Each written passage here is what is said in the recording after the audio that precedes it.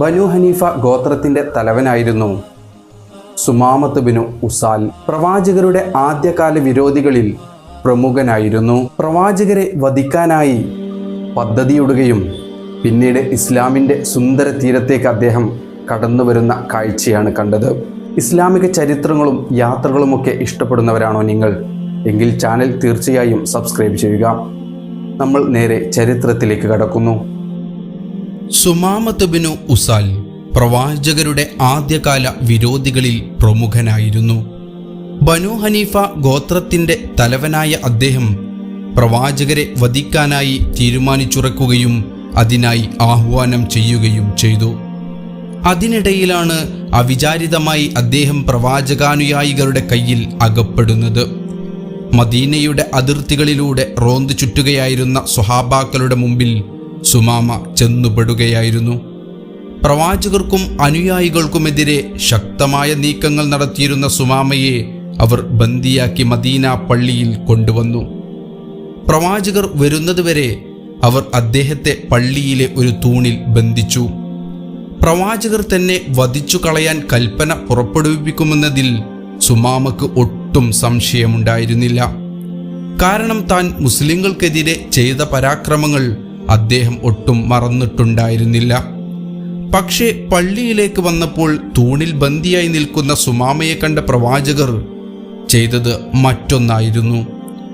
തന്നെയും തൻ്റെ മതത്തെയും കുറിച്ചുള്ള അജ്ഞതയാണ് തങ്ങൾക്കെതിരെ പ്രവർത്തിക്കാൻ സുമാമയെ പ്രേരിപ്പിക്കുന്നതെന്ന് മനസ്സിലാക്കിയിരുന്ന പ്രവാചകർ 3 ദിവസം തന്നെയും തൻ്റെ അനുയായികളെയും വീക്ഷിക്കാനും മനസ്സിലാക്കാനും അദ്ദേഹത്തിന് അവസരം നൽകാൻ തീരുമാനിച്ചു.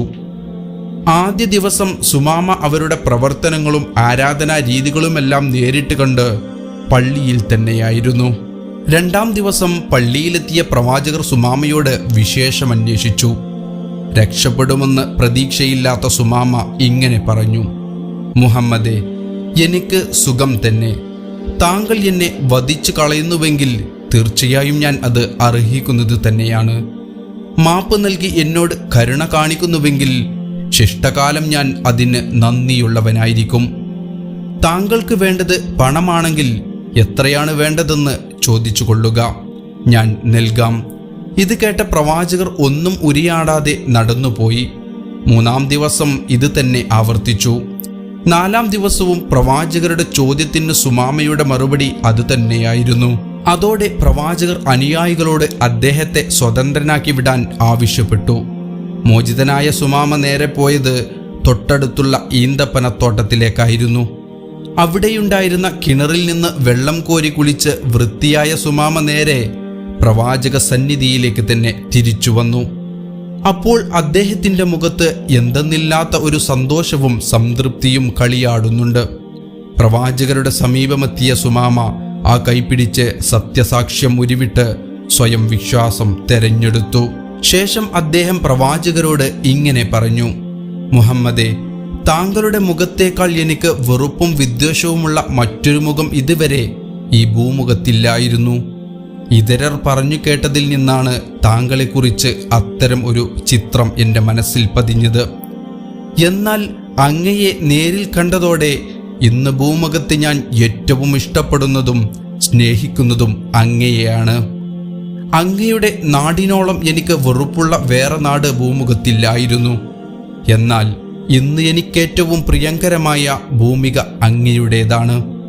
ശേഷം പ്രവാചകരുടെ സമ്മതം വാങ്ങി മക്കയിലെത്തിയ അദ്ദേഹം അവിടത്തുകാരായ അവിശ്വാസി നേതൃത്വത്തോട് ഇങ്ങനെ പറഞ്ഞു: ഞാൻ മുഹമ്മദിനെ കൊണ്ട് വിശ്വസിച്ചിരിക്കുന്നു. ഇനി മുതൽ പ്രവാചകരുടെ അനുവാദമില്ലാതെ യമാമയിൽ നിന്ന് ഒരു ഗോതമ്പ് മണി പോലും മക്കക്കാരായ നിങ്ങൾക്ക് കിട്ടുകയില്ല.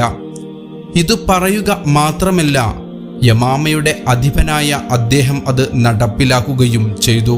ഭക്ഷ്യപദാർത്ഥങ്ങൾക്ക് യമാമയെ ആശ്രയിച്ചിരുന്ന മക്കക്കാർ ആവശ്യമായ ഭക്ഷണ പദാർത്ഥങ്ങൾ ലഭിക്കാതെ കഷ്ടപ്പെടുന്ന അവസ്ഥയെത്തുമെന്ന് കണ്ട് പ്രവാചകർ സുമാമയോട് നേരിട്ടാവശ്യപ്പെട്ടതനുസരിച്ച് ഒടുവിൽ അദ്ദേഹം ആ തീരുമാനം പിൻവലിച്ചു.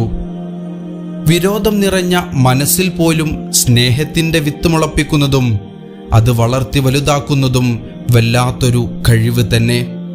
വിശിഷ്യ അധികാരം കൈയാളുന്ന സുമാമയെപ്പോലൊത്ത ഒരു വ്യക്തിയെ ഭൗതികമായി ഒന്നും സ്വാധീനിക്കാനാവില്ലെന്ന സാമാന്യ നിയമം കുട്ടിവായിക്കുമ്പോൾ ആ വാക്കുകളുടെ അഗാധതകളും അർത്ഥതലങ്ങളും വർദ്ധിക്കുക തന്നെയാണ്. അതായിരുന്നു പ്രവാചകർ.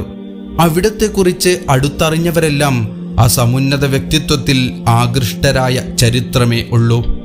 ആ ആകർഷണ വലയത്തിലായവരൊക്കെ മരണം വരെ സർവ്വരെക്കാളും പ്രവാചകരെ സ്നേഹിച്ചതും ചരിത്രത്തിൻ്റെ ഭാഗമാണ്. മുഹമ്മദിൻ്റെ അനുയായികൾ മുഹമ്മദിനെ സ്നേഹിക്കുന്ന പോലെ മറ്റൊരു നേതാവിനെയും അനുയായികൾ സ്നേഹിക്കുന്നത് ഞാൻ കണ്ടിട്ടില്ലെന്ന് ശത്രുപക്ഷത്തിൻ്റെ നേതാവായിരുന്ന അബൂ സുഫിയാൻ പോലും തുറന്നു പറഞ്ഞതും ചരിത്രം ഇന്നും ഓർത്തുവെക്കുന്നു. ഈ ചെറിയ ചരിത്ര സംഭവം നിങ്ങൾക്ക് ഇഷ്ടപ്പെട്ടാൽ ചാനൽ സബ്സ്ക്രൈബ് ചെയ്യാനും തൊട്ടടുത്തുള്ള ബെല്ലൈക്കൺ അമർത്താനും നിങ്ങളുടെ പ്രിയപ്പെട്ടവരുമായി ഷെയർ ചെയ്യാനും മറന്നു പോകരുതേ. അസ്സലാമു അലൈക്കും വറഹ്മത്തുള്ളാഹി.